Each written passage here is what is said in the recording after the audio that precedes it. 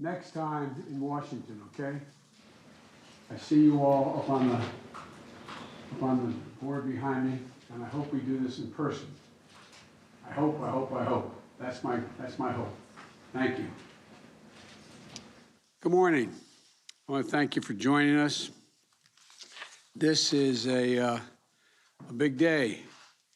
I think, as my mother would say, former Senator Danny Inouye's looking down going, finally. I was raised by Danny Inouye in the United States Senate.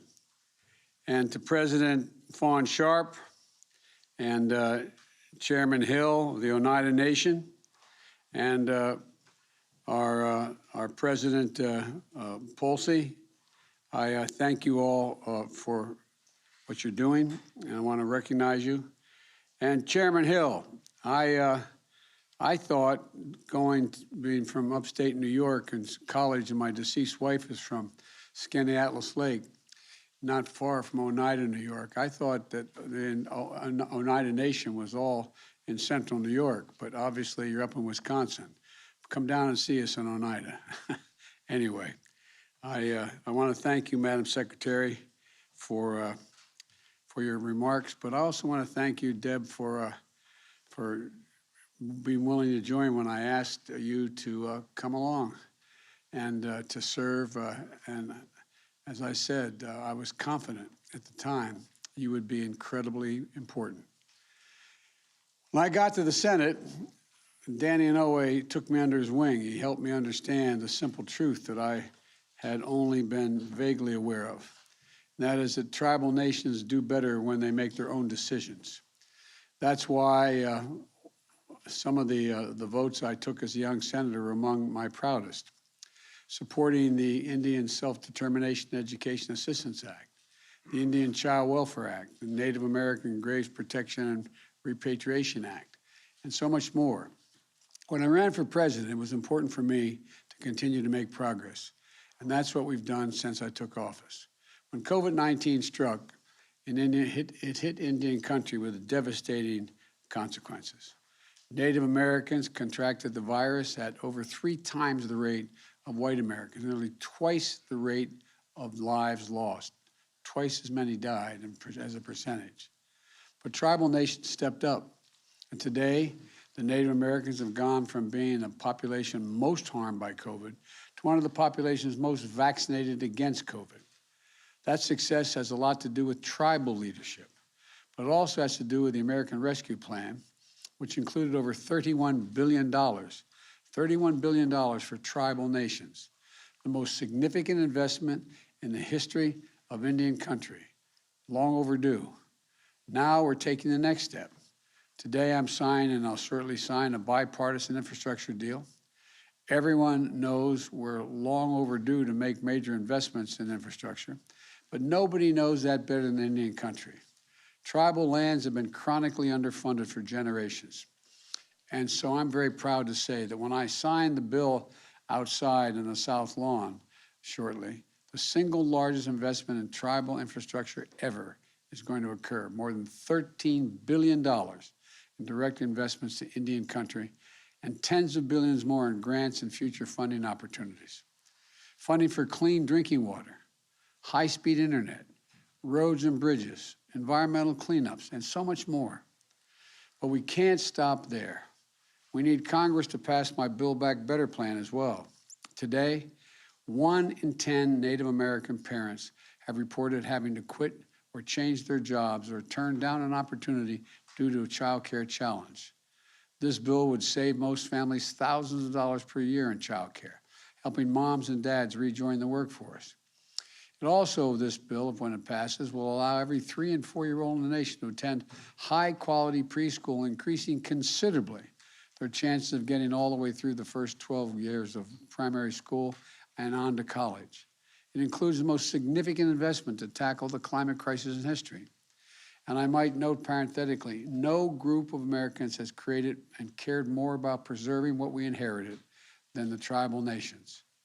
And it will be expanded, this also will expand health coverage, lower costs for millions of Americans. You know, we have to continue to stand up for the dignity and sovereignty of tribal nations. My dad used the word dignity, I think, more than any other word. He said everyone is entitled to be treated with dignity. I was proud to reestablish the White House Council on Native American Affairs and to issue a memorandum my first week in office, instructing my entire administration to engage in regular, meaningful consultation with tribal nations. I was kidding my wife, Jill, who'll be out here shortly. She's visited the Navajo Nation so many times, I'm worried she's not going to come home. But look, I've been proud. I'm proud to name Native American leaders in my administration. Not only the first Native American cabinet secretary, and it won't be the last in history, but more than 50 Native Americans now serving in significant roles in my administration. We've also taken action to protect tribal lands, revoking the permit for the Keystone XL pipeline, preserving and protecting a sacred homeland, including Bears Ears and the Grand Staircase Escalante. It's part of who we are as a nation, and I'm grateful to the tribes who led the effort. You know, we also can be proud of that progress, but there's still so much more to do. So today I'm announcing 5 new initiatives. First, a new initiative involving 17 departments and agencies to protect tribal treaty rights in the work of the federal government. Second, a new initiative to increase tribal participation in the management and stewardship of federal lands. Third, my administration will be the first to work with the tribes to comprehensively incorporate tribal ecological knowledge into the federal government's scientific approach, helping us fight climate change. And fourth, taking action to protect the greater Chaco landscape in northwestern New Mexico from future oil and gas drilling and leasing. And fifth, I'm about to sign an executive order in a moment addressing the crisis of violence against Native Americans. Today, I'm directing federal officials to work with tribal nations on strategies to improve public safety and advance justice. This builds on the work we did together in reauthorizing the Violence Against Women Act in 2013, when we granted authority to tribes to exercise jurisdiction over non-Indian offenders who commit violence on tribal lands. We're going to reauthorize that again. We're going to expand the jurisdiction to include other offenses like sex trafficking, sexual assault, and child abuse. These efforts, again, to use the word my dad would use so much, are a matter of dignity. That's the foundation of our nation-to-nation partnership. That's what this summit is all about.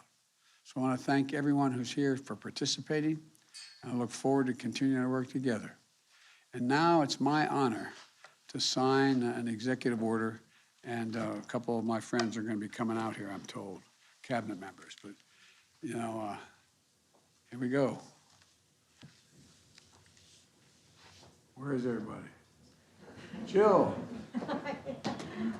Jill's here, the Attorney General. We got the, oh, everybody's there. All right, Jill. I don't know what was going on back there, but you're all here. Okay, I was worried you weren't going to come out and hang out. Good to see you.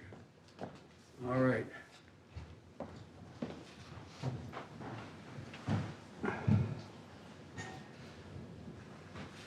The title of this legislation is Improving Public Safety and Criminal Justice for Native Americans and Addressing the Crisis of Missing or Murdered Indigenous People. I'm proud to sign it. It's long overdue.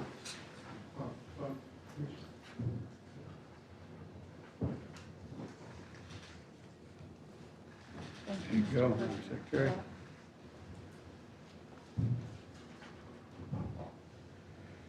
General. Thank you, sir.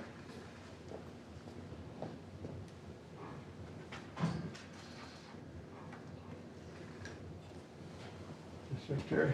Congratulations.